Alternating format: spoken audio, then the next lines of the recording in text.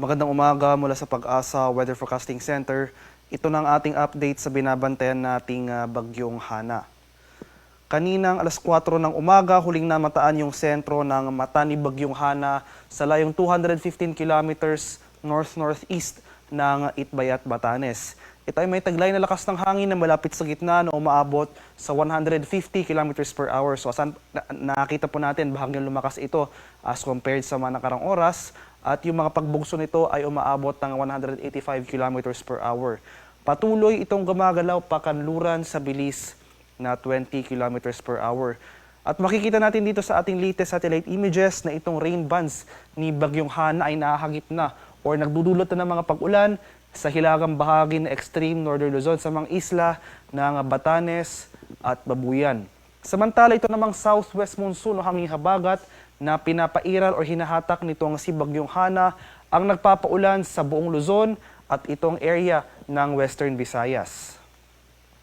Para naman sa magiging galaw at lakas ni bagyong Hana sa mga susunod na araw, inaasahan natin na magpapatuloy yung generally westward o yung pakanlurang paggalaw ni Hana sa mga susunod na oras. So makikita natin dito sa ating track, habang binabaybay ni Hana itong karagatan sa silangang bahagi ng Taiwan, asahan natin na mas lalakas pa or mas mag-slightly intensify itong bagyong ito.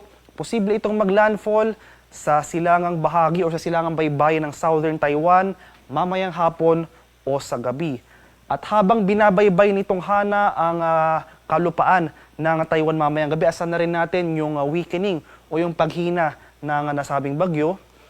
At posible itong mag-emerge or lumabas ng Taiwan area. So posible rin na itong makalabas ng ating Philippine area of responsibility mamayang gabi or bukas ng madaling araw. At makikita rin natin dito sa ating track habang nasa labas na ito ng ating PAR, dito sa bahagi ng Taiwan Strait, severe tropical storm na lamang siya. Magpapatuloy yung paghina ng nasabing bagyo in a tropical storm bago maglandfall o yung pangalawang landfall nito sa second and final landfall na nasabing bagyo sa coast ng Guangdong or Fujian sa China pagsapit naman ng Martes.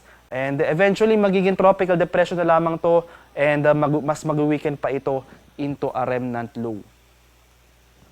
At ngayong umaga nakatas pa rin itong tropical cyclone wind signal number 1 sa mga areas ng Batanes at nagdagdag na rin po tayo ng wind signal number 1 sa northern portion ng Babuyan Islands, dito sa Babuyan Islands at Calayan Islands. Kaya sa mga nabanggit lugar within the next 36 hours, posible pa rin tayong makaranas ng mga malalakas na hangin na dala nitong si bagyong Hana. Para naman sa mga malalakas na pag-ulan yung heavy rainfall na dala ng bagyo, ngayong umaga hanggang or for the next 24 hours, 50 to 100 millimeters o yung moderate to heavy rains ang posible nating maranasan sa bahagi ng Batanes. Samantala, ito namang hanging habagat, ito yung mas magiging concern natin sa malaking bahagi ng Luzon sa mga susunod na araw or for at least for the next 24 hours. Itong southwest monsoon na pinapairal ni bagyong Hana magdudulot ng heavy rainfall sa malaking bahagi ng Luzon at Western Visayas, particular na. So ngayong araw for the next 24 hours sa mga areas ng Metro Manila, Abra, Benguet, Tarlac, sa bahagi ng Nueva Ecija, Pampanga, Bulacan, Rizal, Cavite at Batangas, makaranas po tayo ng 50 to 100 millimeters sa pag-ulan. So ito po yung katamtaman hanggang sa malalakas sa pag-ulan na dala ng habagat. 100 to 200 millimeters naman of rainfall ang ating inaasahan. So heavy to intense rains, malalakas hanggang sa matitinding pag-ulan sa bahagi ng Ilocos Region, Zambales, Bataan at Occidental Mindoro. Magpapatuloy pa yung mga pag-ulan sa mga nabanggit na lugar hanggang bukas. So madadagdagan pa actually. Makakaranas rin tayo ng mga pag-ulan sa bahagi ng Northern Palawan at Antique and magpapatuloy yung malalakas o matitinding pag-ulan sa western section ng bansa. Inulit ko po sa mga areas ng Ilocos Region, Zambales, Bataan at Occidental Mindoro. Pagsapit naman ng Tuesday or sa Martes ay magpapatuloy mga pag-ulan sa malaking bahagi ng ating bansa. Bahagyang mababawasan yung mga pag-ulan sa bahagi ng Ilocos Region at Occidental Mindoro. Pero gayon pa man po, asahan pa rin natin na ang mga pag-ulan na ito ay posible magpabaha dahil sa mga nakarang araw ay tuloy-tuloy na pag-ulan na po ang ating naitala. Posibleng saturated na ating mga lupa sa mga nabanggit na lugar. Kaya nananatiling mataas yung tsansa ng mga biglang pagbaha at pagguho ng lupa sa mga susunod na araw. posible rin ang pag-apaw ng ating mga ilog at dalampasigan. Kaya patuloy po tayo mag-monitor ng mga heavy rainfall warnings na ini-issue ng ating Pag-asa Regional Center sa ating mga lokalidad, sa ating mga social media accounts.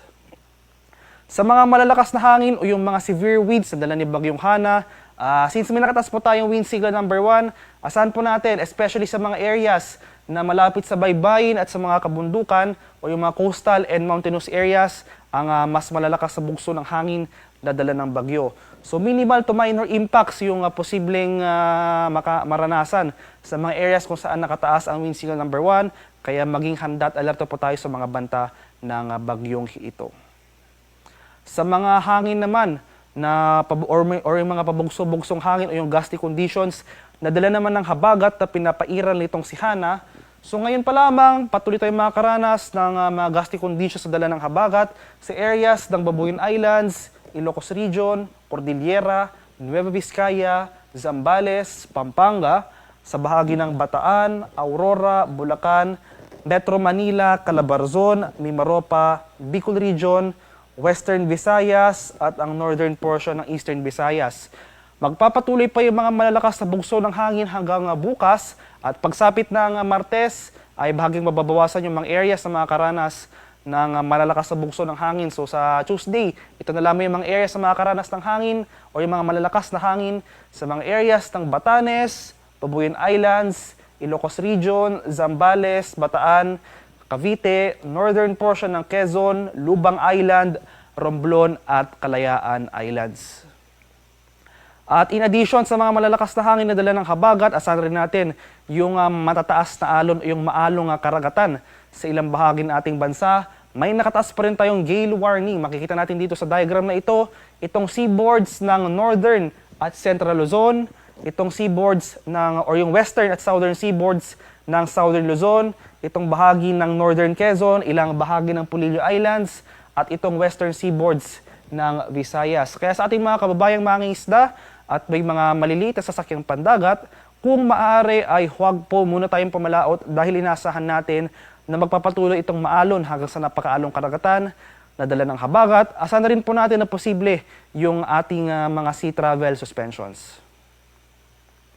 At para naman sa magiging lagay na ating panahon ngayong araw dito sa Luzon, dahil sa epekto o yung epekto ng patuloy na epekto ng rain bands itong si Bagyong Hana, sa mga areas ng Batanes at Babuyan Islands, makakaranas po tayo ng mga pag-ulan at malalakas na hangin. So rains with gusty winds ang inaasahan natin sa mga nabanggit na lugar. Monsoon rains naman o yung mga areas sa pinaka-apektado ng habagat ang mararanasan dito sa Ilocos Region, sa bahagi ng Zambales, Bataan at Occidental Mindoro. Occasional rains o yung mga pabugso-bugsong pag-ulan ang mararanasan dito sa Metro Manila, sa ilang bahagi ng Cordillera, Central Luzon at ilang bahagi rin ng Calabarzon. Maulap na kalangitan naman na may mga kalat-kalat na pag-ulan, pakulog at pagkilat ang ating mararanasan sa nalalabing bahagi ng Luzon. Kaya sa mga areas na ito, especially dito sa extreme northern Luzon at ang western section of Luzon, nananatiling mataas yung chance ng mga pagbaha sa nabanggit na lugar, maging handa at alerto po tayo sa mga banta na ito. Agwat at temperatura sa lawag ngayong araw, posible maglaro mula 24 to 28 degrees Celsius. 17 to 20 degrees naman dito sa Baguio City at 25 to 30 degrees Celsius sa Tuguegarao. Temperature forecast para sa Metro Manila ngayong araw, posible maglaro mula 26 to 30 degrees Celsius. 22 to 28 degrees naman dito sa Tagaytay at 27 to 31 degrees Celsius sa Legazpi City. Puerto Princesa at Calayan Islands, temperature forecast po natin, maglalaro mula 25 to 32 degrees Celsius. Sa bahagi naman ng Visayas at Mindanao, itong Western Visayas, makaranas pa rin tayo ng maulap na kalangitan, mataas na chance ng mga kalat-kalat na pag-ulan, pagkulog at pagkilat dahil yan sa pag-iral ng habagat. At sa nalalabing bahagi ng Visayas, sa Central at Eastern Visayas at buong Mindanao ay mas maaliwalas sa panahon na ating inaasahan, mainit at malinsangan sa umaga hanggang sa tanghali, pagsapit ng hapon hanggang sa gabi, asahan natin yung mga tsansa ng pulupulong pag-ulan na may pagkulog at pagkilat na dulot ng localized thunderstorms. Agwat ng temperatura sa Iloilo ngayong araw, posible maglaro mula 27 to 32 degrees Celsius. 26 to 33 degrees naman dito sa Cebu at 27 to 33 degrees Celsius sa Tacloban. Temperature forecast para sa Cagayan de Oro ngayong araw, posible maglaro mula 24 to 33 degrees Celsius. 26 to 32 degrees naman dito sa Davao at 25 to 33 degrees Celsius sa Zamboanga.